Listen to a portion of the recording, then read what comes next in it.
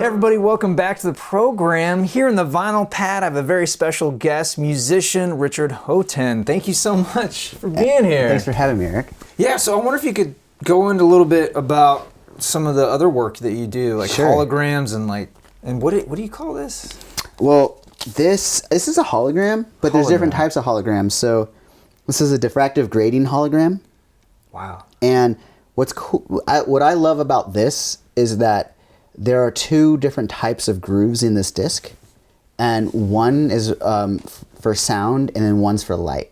So what we're seeing is interference patterns, and because of little grooves in the disc, they're interfering with the light spectrum that's bouncing off it, and our eyes are interpreting that as like these different rainbow patterns. What? Yeah, so like these patterns on the light on the disc is like 11,000 little like grooves for inch, right?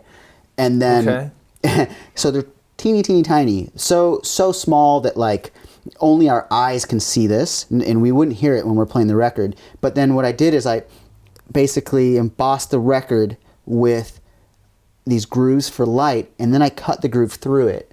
So like when we were talking about land, the hologram exists on the land, that part of the record I didn't cut, and then the sound is cut through the disc. So it's like a commingled interaction between light and sound. So it's not like a picture disc. This is right. Yeah, I was inspired though by a record that was done in the '80s by Split Enz. Oh, really? Yeah, because I saw it. I couldn't believe it when I saw it. I was like, how did they make this record? You know, and it doesn't affect the sound. That's what that was the part. Right, because it's in the land. Because I've been able to do things that were kind of, here's the grooves, and then all right, let's make something in the middle. But now these are commingled. And then how is this different than that Styx record? It's actually the same. What did they use for that? I don't know how they did it. That's what's fun, is that I found my way to do this, and I understand exactly how it works and how they maybe did it. And I tried to contact one of the guys that was involved in the project, but I couldn't really get a hold of him. Okay. And so I was like, well, I just really wanted to figure out how they did it, and then it took me about like a year. So with that, I kept on trying things until I was like, oh, wait, I think this might work. The part that makes it difficult is that you can't press a record unless you're willing to pay for the records to be manufactured. So there's this like price of entry, right? So it's like I might make something where I'm like, this is going to work, but I have to send it off to the pressing plant and wait 2 months. Right. And then they send me back something, and I'm like, this looks like garbage, and it didn't work.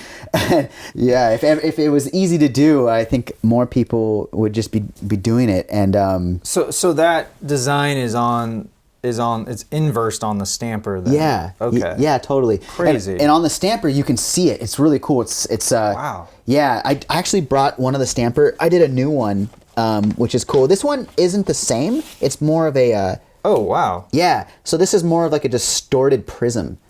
And that one reminds me of engine turning. Yeah. So that's what the stamper looks like. Oh my gosh. Yeah. That is wow. And so this, if you want to hold it, yeah. And then how do you achieve this, with your lathe or something else? Well, so I cut the grooves with my lathe, did that on one side, and then I did just the A side having the music. And it was a last minute call. I was going to have a B side with the music through it, but I was like, oh, it's kind of compromising the sound. So really wanted the records to sound really good and then look cool as well. I don't know if I brought one of those. Oh, here. This is the test press. So it's kind of wacky. It's like, you kind of see. Oh, you went with clear. That way, that's great. That's a smart choice. Because I wanted to be able to like look through it and distort it. There's different types of holograms, and this one's called like diffractive grating. And the other type of hologram I had, the cassette one, right? Oh yeah, from my friend Arthur's. I got into making these what are called scratch holograms. And the first one I saw was on the Star Wars Force Awakens. I've seen that. Yeah. It's incredible. And that was another one where I was like, I just couldn't stop thinking about it. Like how was that made? How was it made? Yeah. And so this one, I don't know if people could see it, but it's a cassette tape. Yeah. Because Arthur recorded this whole album to cassette. May I Yeah. hold that? Yeah. Mm-hmm. Wow. And it's just It almost looks like spirograph. Yeah, exactly. Yeah. That's the closest, I think, like, way that people could understand how these work, where they're little reflections at just the right point. Wow.